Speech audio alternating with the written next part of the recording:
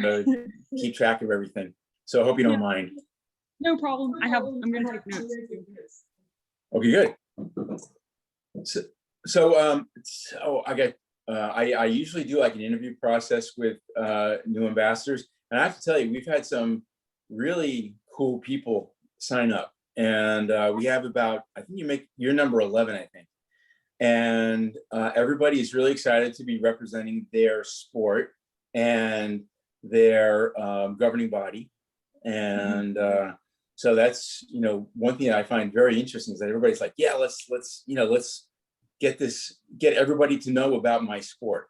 And that's one of the most important things, is that it sounds really strange, but a lot of people know about diving, but they don't know how serious it is, and that it's a really important sport. And it's something that people should, people who are in it love it, but people who don't know about it need to know a lot more about it and need to understand how cool it is, especially something like, what you do, where you're doing, two people diving at once and right. All that. So, okay, so let's start. How did you get into it? Oh, okay. So I started when I was about 5, and I used to take swim lessons at the local community pool, and I was really bad at swimming. I liked to go sit on the bottom of the pool instead of swim laps.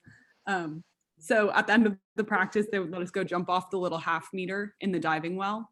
And I was doing gymnastics for fun at the time as well. And I must have done a flip or something, because the diving coach ran up to me and said, "You need to be a diver." And so I started taking diving lessons. That's great. Yeah. So that was kind of fell in my lap. So you did high school, you did diving. Were you doing it in school or extracurricular? So in diving, you do not a lot of programs, not at least in California. I can't speak for the rest of the country, but it seems to me that most programs don't really have diving. They say swimming and diving, but don't really have it. And a lot of facilities don't have boards anyway. And that's actually one of my major pursuits as a sport leader. I really want to, we get one diving board in each high school pool or something like that, we can expand the accessibility of the sport immensely. But sorry, that was besides the point. No, would it be a 3-meter board that you'd want in? Even starting with a 1 meter? Yeah. Just the small one, just even that first step can just open the sport so much. So is the problem the depth of the pool? Are pools deep enough for even a 1 meter? I wonder what the regulation depth for 3 meter is 11 feet, I believe, 10 or 11 feet. So that's not very deep at all. So I feel like 1 meter, probably 10 feet, right? Probably. I know so. Pools are very shallow. Yeah. Yeah, so that's right. So that might be a constraint sometimes, I guess. So basically for diving, you dive in club throughout your childhood. And then I competed for my high school, but I didn't train with my high school because I was the only diver. Oh, So they would get the points towards the swim team, and then I had the opportunity to dive.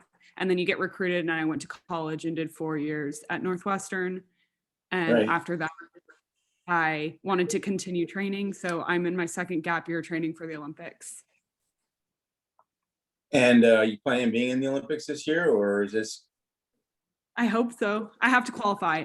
We have a team at World Cup right now, and we have a couple remaining spots to qualify. For the Olympics, for diving, you have to, I don't know how it works in many other sports, but we have certain events where countries can qualify spots. Sure. So the countries have to qualify. Now, how do you individually qualify for the US, for Team USA? That's the fun part, because your country has to qualify a spot, but the athlete that qualifies that spot doesn't necessarily get to go in the United States. So we have trials in June. And how many people are going to be in the trials this year doing your stuff? I'd say usually there's around 20 to 25 in my event. And then I think there's probably about 6 to 8 of us who are very competitive. Right. And that's another week of diving, because everything is so volatile and so dependent on the day that anything can happen, you know? Right. Well, same thing with gymnastics and Right. track also, where it comes down to an event. And if you do well in the event, then you're in. If not, you don't. Right, exactly. And swimming, like you can be ninth and miss out on the final by just because you held back too much in the prelim, you know? It's crazy how, in sport in general, I think it's fun. Yeah, individual sports are a whole different thing. So are you doing both individual diving and also synchronized, or just synchronized? I'm doing individual, and Okay. then I have a partner, but she's younger, so I don't know what her plan is, but we'll reassess. And we have 2 more months until trials, so. Uh-huh. That's cool. Mhm. And so do you plan on doing this for a long time? Are you going to like take up a career that's going to take you out of being competitive and practicing every day and all that? What are you going to do with that? I'm kind of old now. I'm 24. I really want to move. I'm the AAC rep for USC Diving right now. So Uh-huh. I'm on the board of directors for USC Diving, and then I'm also the USC Diving rep within the Olympic committee. Right. And I'm really enjoying that position. And I'm really passionate about bringing sport to the grassroots like diving and sport in general can have so much impact just because I know I'm a better person for it. And Right. Of course. I also worked with a nonprofit called Coach for College throughout university. And then I work kind of as a little bit now, just bouncing ideas and stuff, especially with it has to be virtual this summer, but it's a nonprofit based in Vietnam. And it's a sport academic summer camp that's meant to encourage kids to stay in school longer because the dropout rates are really high.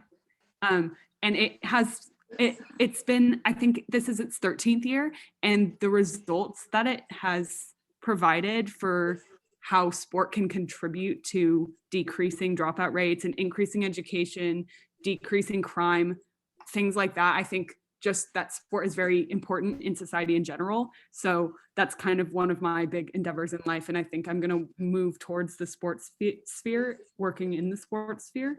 Uh-huh. And I haven't decided if I'm going to stick around for 24 yet. But Okay. I also high dive is a part of diving too. And it's just beginning now. And I've thought about transitioning into that. But I'm focused on the summer, and then I'll reassess after. Sorry, that was a very long-winded answer to that question. No, that's great.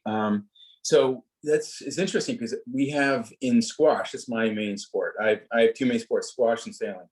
Okay. And squash, they have urban programs that pretty much most of the large cities around the coasts have squash programs, and they have urban squash programs where they do the same thing. Inner city kids sign up for the program. They have to commit. They have to be at the facility 3 hours a day for at least 4 days a week. And during that time, they split the time, an hour and a half for coaching, and then an hour and a half of tutoring for school. And to me, that's the best thing in the whole world, because you're taking, as you said, you're taking kids from the inner city.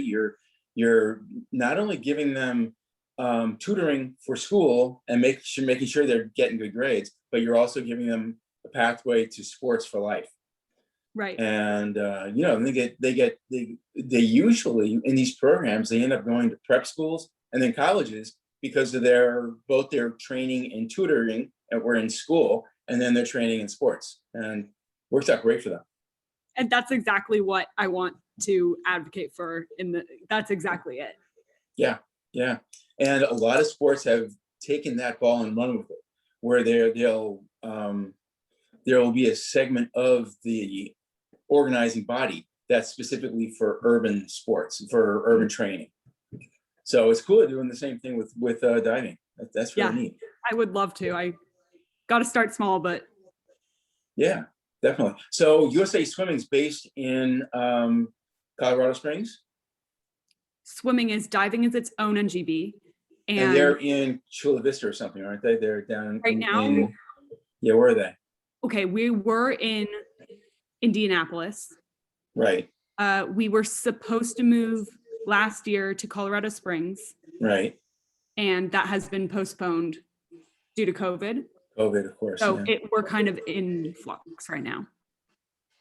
That's cool. Yeah. Because we were with Indiana Sport Corps in Indianapolis before. Right. Yeah. So you've been to Colorado Springs a lot, right? No, I've never been actually. Oh my God, it's so much fun. I've been there over a dozen times, and every time I go there, I see, well, because a lot of the governing bodies are based there. So I'll go there and I'll see judo and boxing and taekwondo and all the rest of them. Swimming has the coolest pool there, by the way. Do they go to the Air Force One too?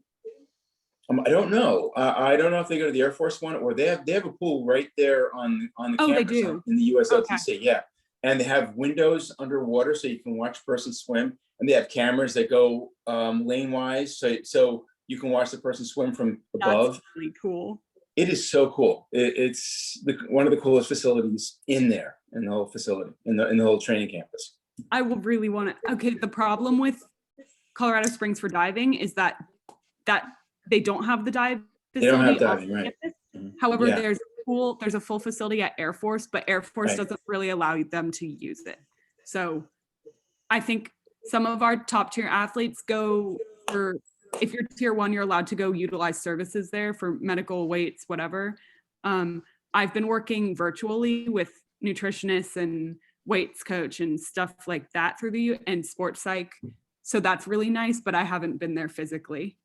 So what's sports psych like for, must be really intense for diving, because you have everything into the jump and then whatever you're doing and then landing. And then, so how does that work? I really think that diving is almost more mental than it is physical, because there is that. Actually, I was having a really interesting conversation with my friend the other day about this, but about the difference between fear and courage, or not fear and courage, but the difference between being brave and overcoming fear, So diving, I think you need that fear inside of you to perform, but it's how you respond to it and how you manipulate it and manage it to create the best dive possible. Yeah. I think it's an innate part of diving that you have to deal with. So I just chat with this lady once a week, and most of it's about my life outside of diving, to be completely honest. And once you get to the top level, I feel like you have an understanding of how your mind analyzes competition, or I would hope. I love competing, so I have my rituals and my things to do during the meets, and pretty much everyone has their own setup, and you just go and I have a good time. So when you set up your rituals, were they because you did something on a particular dive and you dove fantastically, so now you do that from now on? Or I try not to do that, especially with bathing suits. No, I try not to think that way, because I would wear a certain bathing suit and then have a really bad dive and then think, oh, it's because of the suit. If I just change the suit, it'll be fine. Exactly. Stuff like that I try not to do, because it's not real. It's just in your head. Mental analysis of it. Yeah. So when you do, you're doing something like, okay, I'm gonna maybe rub my legs down with a towel or something, and clean my eyes and make sure that I have everything centered. Right. And then that's what you care about. Yeah, I start getting ready 10 divers before I go, and then dry off. But I don't like to be too dry, because you get slippery if you're too dry, but if you're too wet, you're also slippery. So you have to make yourself the right, kind of clammy, Yeah. And then a lot of people model their dives before they go on dry land, or do a handstand, or do certain little warm-up exercises. So you have your thing. Yeah. That you do. That's cool. That's really neat. Okay, that's really exciting. So when you do decide to take on this next role in life, are you going to be doing that in California or in Colorado Springs, or do you have an idea of where you're going to end up? I honestly, I would be willing to go anywhere. I'm huge on travel. I'd love to live abroad if I could for a while in the future. I like exploring. I want to try different things before I settle down in life. So I'm pretty open to whatever falls in my life. That's one of the things that the past year has given me. I just don't know what's happening. So whatever comes my way. Yeah, so many of us are like that. You don't know. Yeah. I think we've gotten a lot more fatalistic about it. We're like, okay, well, whatever pops up, I'll just take the bull by the horns and run with it and see what happens. Right. So Yeah, I'm that's hoping cool. maybe in a year or two, I'll start an MBA because I feel like that would be useful if I want to go into more administrative positions like with the USOPC or whatever. That's kind of my plan. I was supposed to start a sport master's in September at the University of Edinburgh, but I think I'm going to withdraw the offer, my acceptance of the offer, because they haven't committed to the possibility that international kids are going to be allowed over. So, they can't do that. They got to let yeah, from and all it's over. going to be online, and like I don't want to learn online. I feel like I can contribute. I can get the same information. I don't know. I care more about the person to person and the mentor student relationships. So I haven't decided yet, but I'm looking for other options for next year. Well, that's cool. Well, good luck with that. That's fantastic. Okay, so let's get down to what you'll be doing for UBsports. There are, and I'll send you. Did I send you the ambassador welcome kit yet? No, I just kind of perused the old website, I think. Okay, so the new website is up. It's at one of the first site that we set up is, I'll send you a link when I send you the email because it's long. So I'll do that. But also the job actually is really fun. It doesn't pay much, but it's a lot of fun. And the idea is you're going to have a lot of divers on UBsports. Number one, because people dive, and you'll find that as we grow, more people will join who happen to be divers. But then it's going to be up to you to fill the diving portal on UBsports with all the information. So it's going to be news about diving. It's going to be blogs from divers. It's going to be your own blogs. If you want to do a vlog, that's even better. Because what we'll do is we'll put the vlog out for everybody in the UB universe to watch. And then we'll also advertise outside of UBsports that you put up a vlog. So we'll try to give you as much publicity as possible and try to build your bunch of followers. Now, how many followers do you have right now on Facebook and Instagram and the social sites? I use only Facebook and let me check what I have on Facebook. Instagram, I have about 2,000. That's good. I don't really use social media. I'm trying to use it more because USA Diving wants me to be a little bit more public. Oh, cool. How do you see how many people I have? I have 2,000 on Facebook too. Okay, cool. So what we want to do is try to help you build that, and also have you as our ambassador for diving go out to the different groups. Just find groups on Facebook and Instagram that are about diving, and go in there and say, hey, I'm the ambassador on UBsports for diving, and I'll be on there all the time. You can always chat with me and ask me questions, and I'll be putting up my vlogs and my blogs and curating the content on UBsports. And you can figure out how to say that yourself. And also putting up training and coaching videos that I find, and competition videos. That's part of it, is to go out and try to build your population on UBsports around diving. Okay.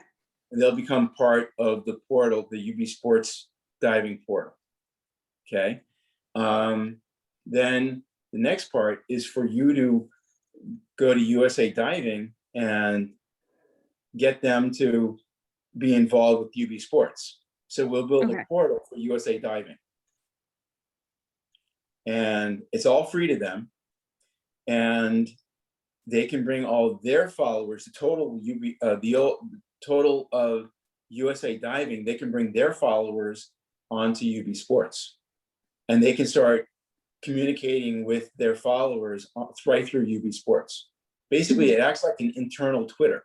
Like if they put something up at 7 o'clock because there's going to be a diving program on ESPN at 7:30, everybody who is on UBsports and is connected with the portal gets something immediately at 7 o'clock saying, hey, there's going to be a diving program on ESPN at 7:30. And now, it's like Twitter, but it's personal. It's personal to UBsports, and it's personal to those individuals who happen to be parts of the portal. Okay. What is the overall? You can also send out bulletins. Sorry. Okay. So what is the overall mission? I'm sorry. What is the overall mission of the platform?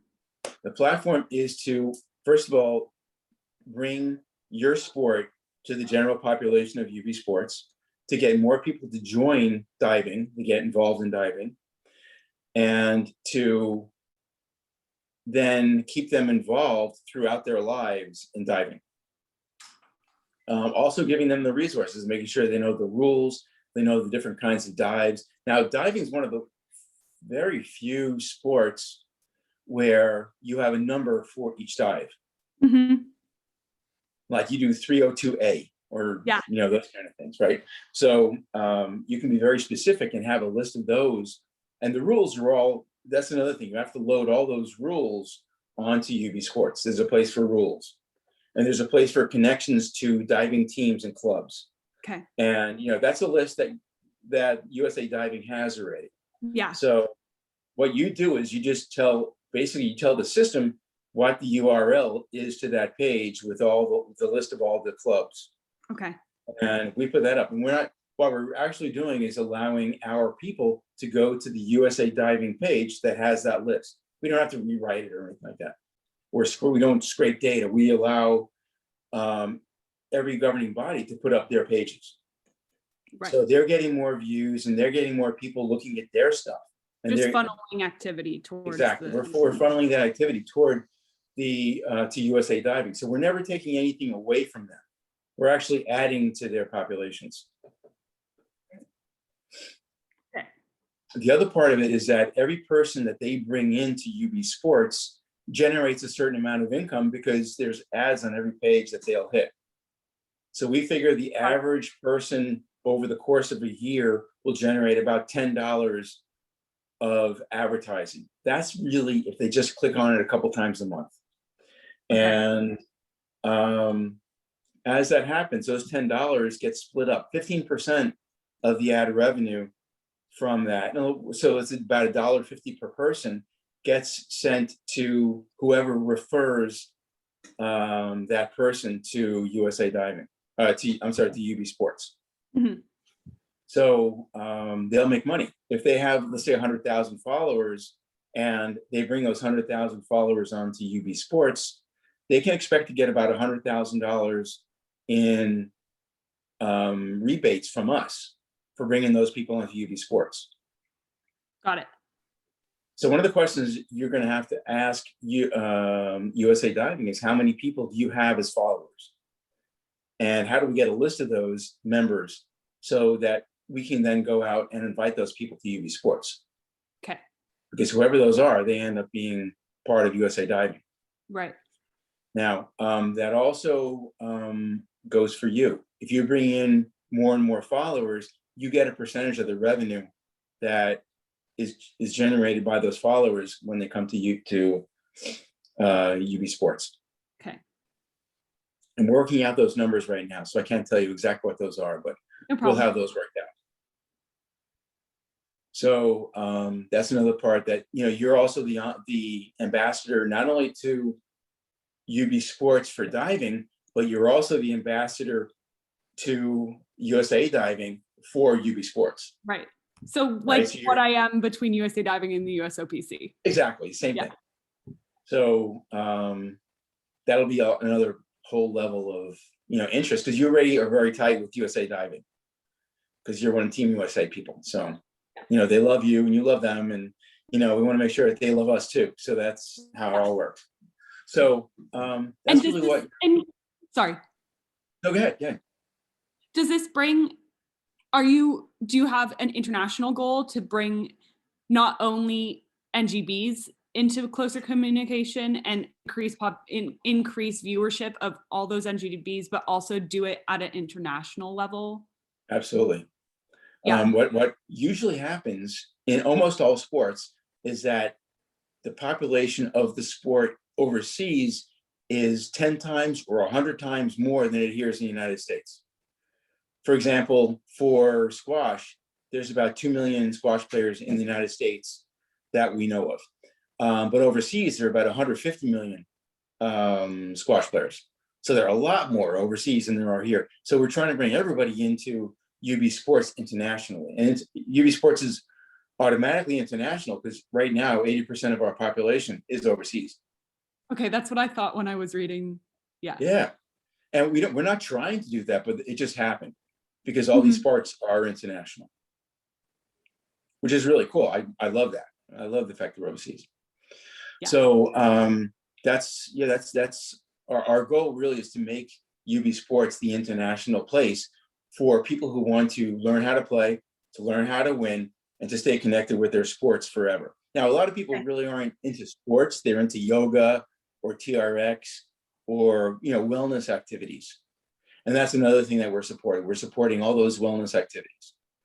Awesome. We're also supporting esports, video games played on a competitive level. Actually, yes, that's very interesting. It's okay, because you're going to admit to me that you play video games. No, I was just on a call, and it's big it's big right now about how it's going to be incorporated into sports. It's in discussion. Not only that, but it's also becoming intercollegiate. There are high schools and colleges that now are not only offering these as a sport, quote unquote, but also giving scholarships. Yeah. Which I'm good with it. Okay, so what happens is that we had to decide what a sport was, because people are saying, well, what's a sport and what's not a sport? Some people think that a sport like golf really isn't a sport because you're not really getting sweaty. You're just standing there over a ball and swinging at it. Is that a sport? Is it a skill? So we decided to say basically anything where there's a governing body, there's winners and losers, and your mind tells your body to do something that acts on something else, either physical or virtual, sort of like esports. You're making that thing move, and then there's a winner and loser. Yep. So like darts, billiards, chess, backgammon, esports, they all sort of qualify if we use those as the criteria. I think those are valid criteria. I agree. So that was a big discussion. It took about a couple of months for us to come up with that decision. I'm sure, because everyone has such varying opinions on that topic. But the way we built the site, right? We built the site so that it's really easy for you to build a new sport. Like if Chronos or Can Jam or Spike Ball gets bigger and there's a governing body then for that, we can say, okay, well, we'll make that a sport on UBsports because there's a governing body and there are rules. So you can say, here are the videos, here's the skills, here's the drills, here's the rules, governing body, places where it's played in an organized fashion, and then here are the teams. So basically all the stuff that you can do for any baseball or soccer, you can do the same thing for Can Jam. Right. So okay, here's a question. Right now, High Dive is a Red Bull event. And it doesn't have a national governing body. They're under our jurisdiction, kind of, but they're also their own thing. But in the future, it's gonna become an Olympic event. So right now, would you want someone to start a High Dive? Like, would you be interested in me finding you someone for High Dive, or do you want it to just remain under diving right now, and then it can become its own thing at a? It probably would have to be a part of diving, For now. Basically the same way we do equestrian has like 5 different kinds of events, and the same way cycling actually has 4 different Olympic arenas. So the same thing. I think it would stay under diving, and then eventually, if there's a high dive that becomes like its own segment or its own sport, then we can say, okay, it's your own sport. But what we found mostly is that those stay under there. So you can take high dive and keep running with it under diving itself. Because high dive has a lot of viewership and it's kind of good. It would probably be good for diving. Cool. Under. Yeah. But the scary part of that is, fails for high dive is, a belly flop at 100 feet isn't pretty. But yeah. So how does it work? Now, I'm assuming you could find different heights as you go along, right? You can dive off of, 20 meters or 25 meters or 30 meters and you just keep going. What's the highest high dive? Okay, there's a world record. I think it's 150 something feet. Oh my God. But it's debated on whether it counts or not because the guy got really, really injured. So I don't know if that counts. Say so there's debate in the high dive world on what the record is, basically. Wow. But he survived. He was okay. He survived, got over his injuries. It wasn't like he successfully completed a dive from that height. Oh my God. Right. Yeah. Okay. So right. So that's one of the things. Number one, what's really bad about video is that fails are dangerous. Like it's because you got injured that you're now a failed video. It's like, parkour is like the same thing. People try to jump in between buildings and don't make it. So I mean, there are unfortunately a lot of kids like watching that kind of stuff. That's one thing they get like millions of views. Yeah, that was another thing I was going to bring up too, because in the diving community, we have these Instagrams and different sites where they post that's their whole thing. They post either really, really good dives or just really, really bad fails. But it's so popular. So how to incorporate that without encouraging people to. Yeah. It should be like EU kind of thing. Like, yeah, because that generates a lot of, I know these things on Instagram have so much views and they're very, very popular in the international diving community. Yeah. So I think there's a place for fails. We call them fails and flops. Yeah. And it's just the way it is. It just happens, But that's a part of it. There are about 12 different segments of video that we've figured out. There's national competition, there's international competition, there's training, skills and drills and coaching videos. Then there's faces in the game videos. Like this video in particular is, the Olivia Rosendahl video. And that's faces in the game kind of thing. I'm basically interviewing you at the same time I'm, telling you how we're going to be working. So this becomes available on the UBsports channel. So people can watch this and see, how your first interview went. So it's cool. It's fun. We have a bunch of them up there already, and there are more being added like all the time. I've gotten 2 new Olympic athletes in the past week. Wow. So that's really cool. I was going to ask you where you have found your other ambassadors and if most of them are coming from the USOPC, because the USOPC put out. They are. Yeah, they put it out an ad in the bulletin. Right. And so it's really wonderful. And the other person was Maria Vallone. She's a team handball player. Now, what's really bad about that is that team handball hasn't been for the U.S. hasn't been in the Olympics since Atlanta back in the 90s. Really? Yeah. So, and unfortunately, it's a great sport and it's played all over the world. But in the United States, it's not that big a sport. It's the same thing. One of the other people who is under us as an ambassador is the captain of the TeamUSA men's field hockey team. Now, men's field hockey isn't played in the United States, unfortunately, because it's such a cool sport. So, but there again, you know, it's one of those weird things that we do in the United States. You know, we have football and we have baseball, and we don't have field hockey for men. So it's weird, but it's one of those things where the U.S. is backwards in a lot of ways. And you know, we're coming along. We're getting more international. Same thing for squash. Squash actually until the 90s was played with a hard ball. Oh, really?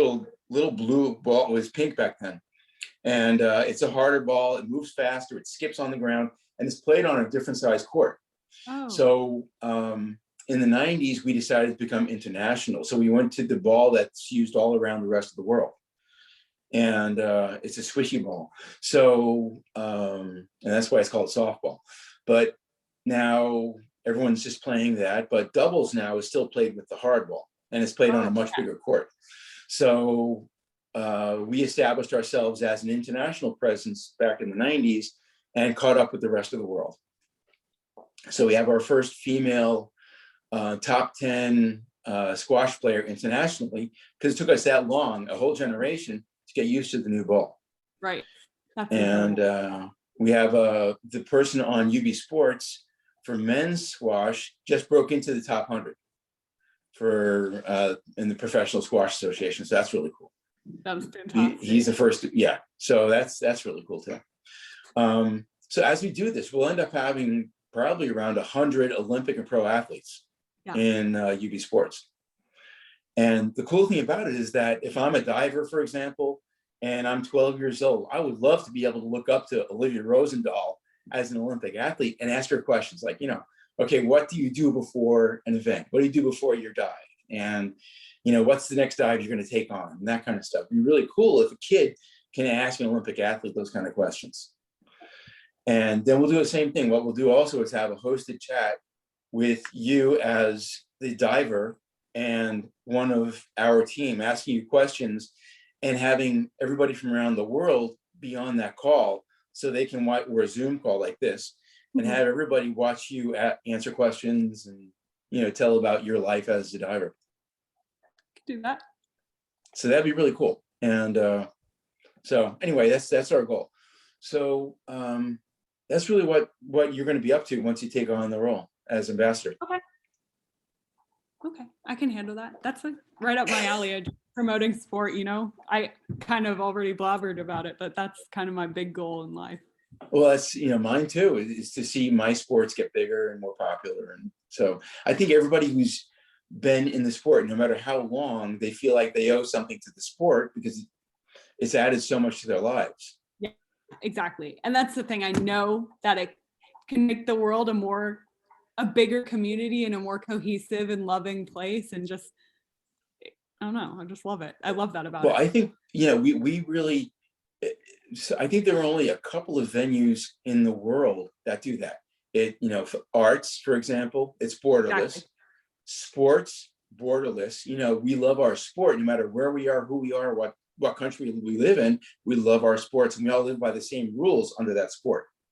And that's something I think that politics has to be like squeezed out of this, because it really isn't about politics. It's about, it transcends borders and conflict and everything. That's what I love about it. Yeah, me too. I think everybody in sports gets there. Yeah. Okay, you know, this is so much bigger than politics and about countries and all the other nonsense. It's just, and unfortunately, it's hard to realize until like the first time I really, really saw it was at my first big international competition. Exactly. But it was at university games where it was multiple sport, multiple country. You know, so seeing it's not just diving, it's all sport. Right. Yeah. Right. And have you been to the Pan Am Games yet? No, I went to the Junior Pan Am Games when I was little, and then I went to this Pan Am Festival kind of thing. So kind of not the actual games. Cool. So that's, you know, you're right. When you go to an international event, you see so much more about like how it is. It transcends, sport transcends all this nonsense. And I think that's something that's lost on the Olympics. I think the Olympics, it's too much about the country and not enough about the sport. Mhm. And, we're talking now about not going to China for the Winter Games because of the way they treat certain factions of the populations. And we did it ourselves back in 1980. President Carter decided not to allow us to go to the Olympics. And so my sister was on the Olympic team for fencing. I was planning on being there, but I screwed up my back. And because of Carter, my sister didn't go to the Olympics. She missed her chance. Yeah. So that affects thousands of people. And it just is, it's the wrong message to send. It's saying we're pawns in this big political game, when really we shouldn't be. We really should be well above that. But you can understand, like, we're trying to make a stand against the way a country treats certain members of its population. It's just of whether this is the right venue to do that. So anyway, we'll leave that to other people to worry about. What I care about is our sports. Yes. So, all right, so let's do this. I'm going to send you an email with the ambassador application. And it's basically just the same stuff as we talked about today. It'll also explain what your roles are. It's going to ask you to do a video on your own about who you are, how you got into sport, what you love about your sport, and then what you think UBsports is going to be able to add to our community and to our culture. Okay. So you'll see that in the email I sent you. Okay. We're probably about a month away from launching the site. Awesome. And before then, we're going to ask you to be in touch with me or a member of our team who's going to go through the URLs for USA Diving, International Diving Association, all the other stuff, where you go to get the right news, the blogs that we should be putting up on UBsports, and where we can get the videos for coaching and training and skills and drills and competition videos. Okay. So that's obviously, it's a lot of YouTube, it's a lot of Vimeo, right. And hopefully you will also be able to, you and I will talk about this over the next couple of weeks, but we'll figure out how to go to who to go to at USA Diving and how we manage to bring those resources onto UBsports. Yeah, because we do have education services and stuff like that on USA Diving, and if it could be linked to a broader population, that would be helpful, because we do struggle with, Good. Okay, excellent. So those things are what is really important. What I want to do, most of the smaller governing bodies can't reach down to 12-year-old or the 10-year-old who wants to do their sport. And they call it the community. How does the community bring people up to elite level so that they can compete in international competition, right? So the best way to do it is to be able to give them those resources, the skills and drills videos, the coaching videos, so they can see what a great dive is and how to do that dive properly and how to mentally and physically prepare for that dive. Right. Yeah, I think it would be good, you and Lee, the CEO, and I to have a call at some point. Let's do that. He's at World Cup right now, but I'll reach out to him and talk to him about it. Excellent. Okay, so let's do that. Get back to me when you've had that talk. Okay. And watch my email. I'll send that out to you in the next hour or two. Okay. And we'll start running with it. Awesome. This is really exciting. I think sports needs something like this, that transcends individual sport and individual countries. It truly does. It really does. We deserve it. I mean, the sports deserve it, and we deserve it as athletes. Yeah. So thank you.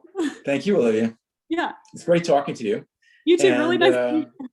Yeah, it's really fantastic to have Zoom to do it with, and then to be able to, get to know each other, and then we'll take it and run with it and make it a great place to be and a great way to show our sports to other people.